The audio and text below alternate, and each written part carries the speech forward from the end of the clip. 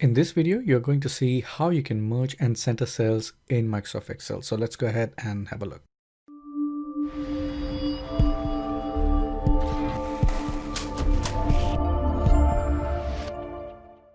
So in our monthly budget example, I have this main heading called monthly budget, which looks okay right now. But to make it more streamlined and more presentable, what I would like is this monthly budget to be across the width of my workspace and to be centered as well. So right now, as you can see, there are 1, 2, 3, 4, 5, 6 columns. So my spreadsheet is spread across, or let's say my data is spread across 6 columns right now, and there are boundaries to it.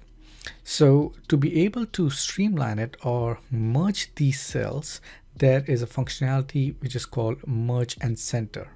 So if I select from A1 to F1 and under Home tab under alignment, if I click on merge and center, you will notice that all the cells have been merged and the text within that cell has been aligned center.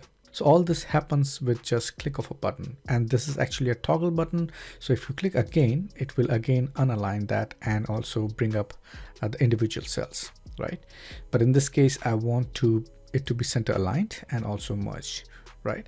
So this is a very neat feature and which you can use to make your data more presentable and more streamlined. So why don't you go ahead, try it for yourself, and we'll meet in our next video.